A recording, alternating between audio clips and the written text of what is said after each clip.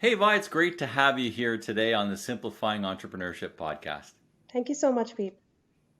Awesome. I always appreciate our time together. We don't know each other that well, but we've had a few good chats and you've got so much to offer. I'm excited about you being a regular guest here with us, talking about all sorts of cool things that simplify entrepreneurship. And today we're going to get into the idea of what are the best ways to introduce new procedures and policies and all that kind of good stuff into someone's business. Yes, and thank you, Pete. It has been, the feeling is quite mutual. I'm equally excited to be able to share my experiences and my thoughts on these topics. And it's interesting to see in my own journey how various entrepreneurs have actually grown to be leaders and founders of great organizations. So I'm glad to be a part of their journey, and I'm sure they will be I equally glad to be a part of my journey as well. Um, Awesome. so most leaders, when they kind of get onto a path of introducing new procedures, they're able to visualize the end result or the end product. But where they kind of tend to lose focus, or they kind of lose their the practicality piece of it is the caveats and the loopholes as to how to get there. That's the road, is what Yeah. makes it. The road to either success or failure is the same road, and that's what they know, the end destination, but they don't know the how to get there. And that's where people and the people in the organization, or people who are actually trying to administer that road, tend to kind of either push back, or that's how the resistance to change comes. So my advice or technique has been that I'm sure most of our listeners and viewers would have heard of the book Seven Habits of Highly Effective People, and one of the habits is think of the end in the beginning. And while the example that Mr. Covey refers to in the book is about a funeral, it has got a very positive thought when he speaks about it. What he wants to convey, the message is that, when you think about the funeral and your death, what you're trying to visualize is, the things that you need to be thankful about. Capitalize on your strengths, capitalize on the benefits, capitalize on, what your journey has been in life and up until death, and value the people that are actually attending your funeral. So Yeah. that's the messaging that he would like to put forward. And as entrepreneurs, the most important thing is you have to be able to visualize and think about the end and the beginning. And when you do that, you are able to create a skeleton framework of the road that will probably lead you to that destination.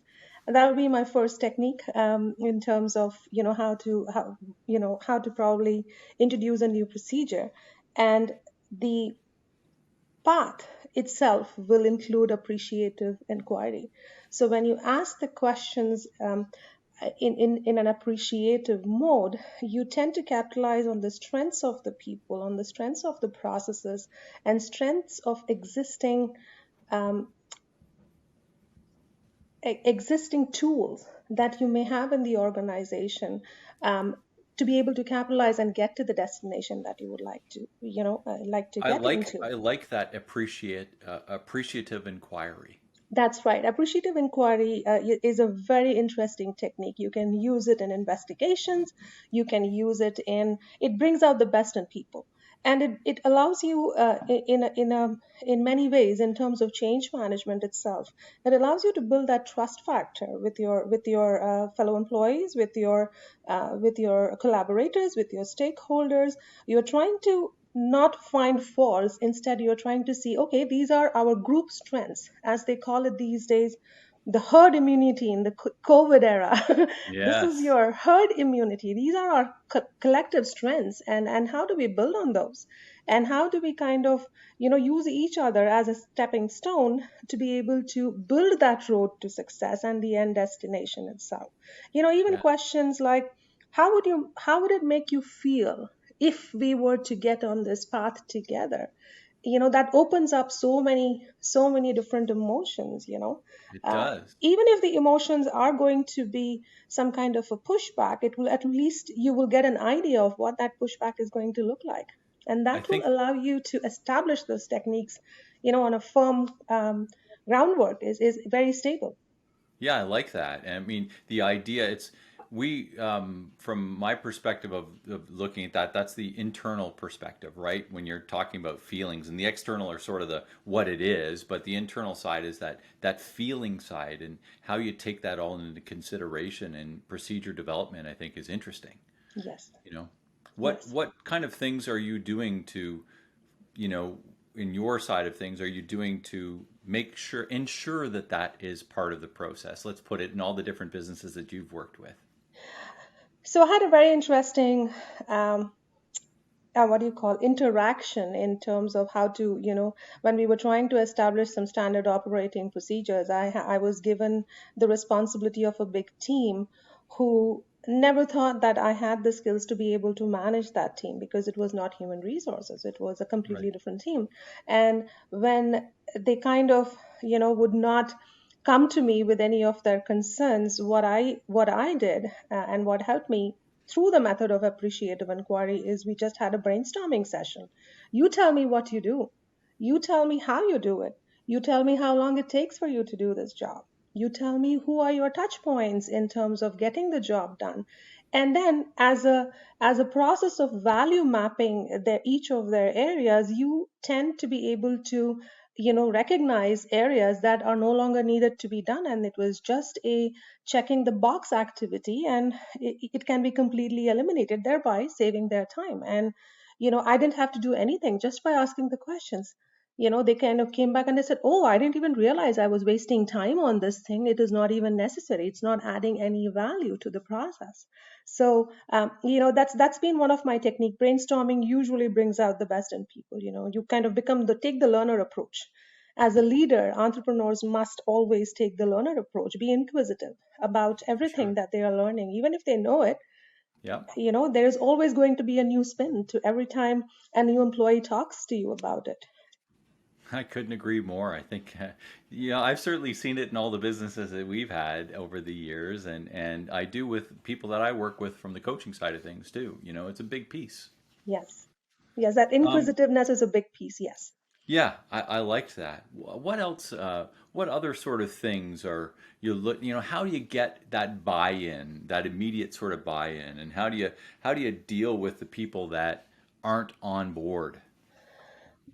So, when you're trying to initiate any new techniques or any new procedures, the first thing that you would probably identify is, or establish, is the need. What was the need why this technique needs to be established, or this procedure needs to be established, or a system needs to be introduced?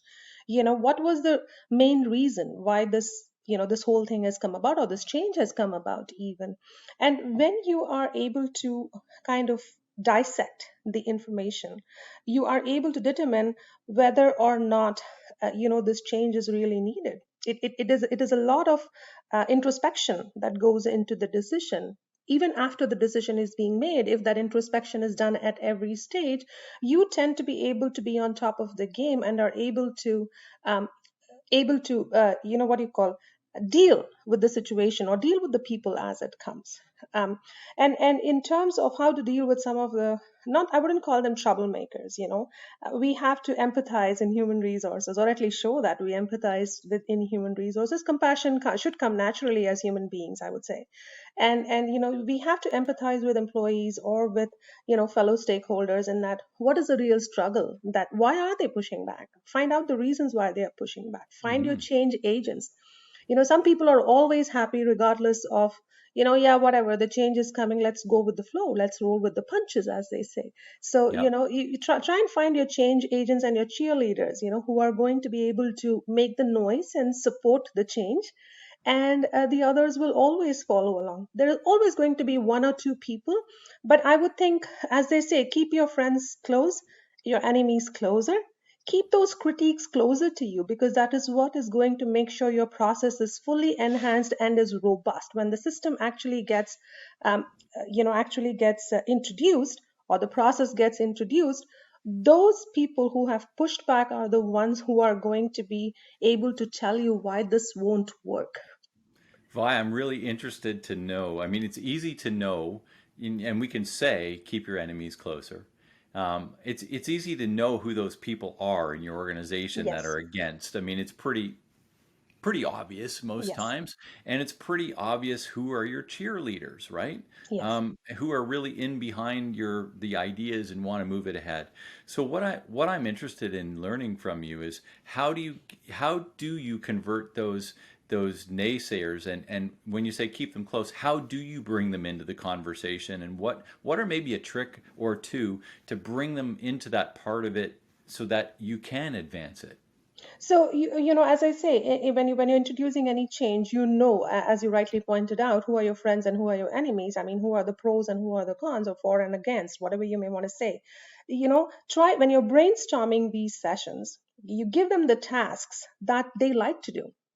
Give the tell me what will work great to the for people, and tell me what won't work great to the against people, so they are actually doing what they are best at in pointing fingers at why this won't work. And what that will do in turn is that give you a process that has ticked off all of those bad things, and you have now taken care of those.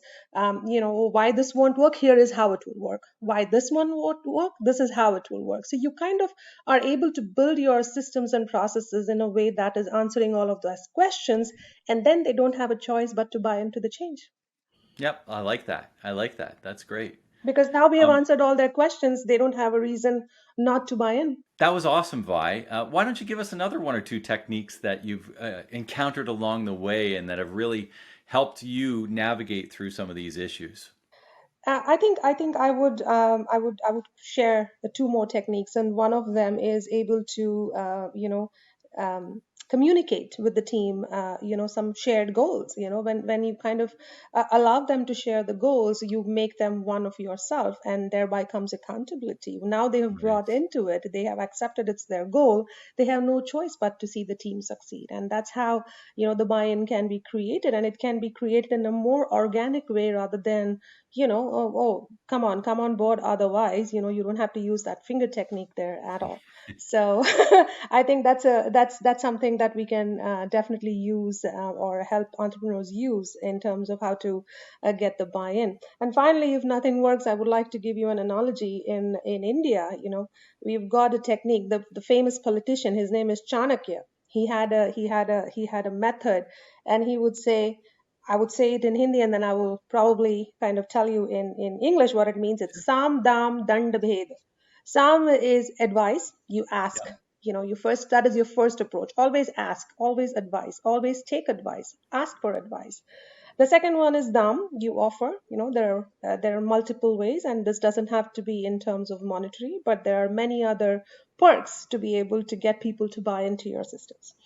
The third one is dand.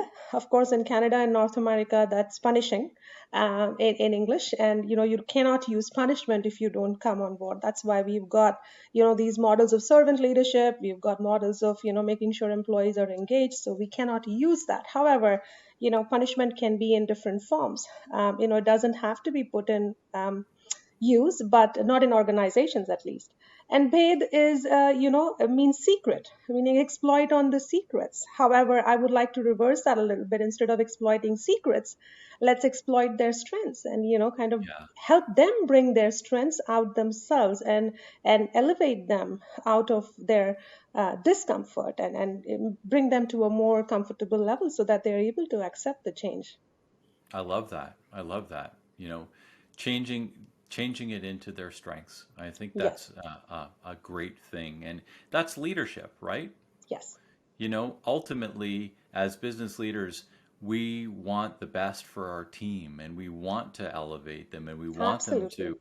to be the best that they can be, and that's great, creating great culture in our organizations, right? Right. Absolutely, yes. Yeah. Awesome, awesome. That's great. So, Vi, as we wrap up our session here, in your work, how do you help entrepreneurs and business leaders simplify entrepreneurship?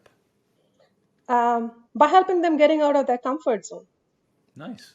If you don't consent to leaving the shore, you won't be able to find, new lands. So you have to be able to either agree to not have a comfort zone, or always kind of become a better version of yourself and change that comfort zone and go to the next level.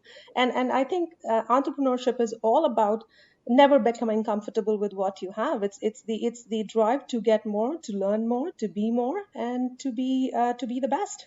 And best is can be bestest. I love it. I love it. That's awesome. Thanks so much for your time today. And what I wanted to do here too is just to reach out, and if anybody wants to get a hold of you, Vi, Yeah. what's the best way to get a hold of you, and if they have some questions for you? I think my email is the best way to get a hold of me. I always Okay. respond to my email within 24 hours or less. Awesome. Yep. My email address is Vaish32, which is the first five letters of my name, VAISH 32 at yahoo.com. Awesome. Well, that's great. Thanks so much for your time here today, and look forward to chatting with you again real soon on another episode here of Simplifying Entrepreneurship. Make it a great day. Thank you so much, Pete. It was a pleasure being with you today. Thank you. Right on. Bye for now. Bye.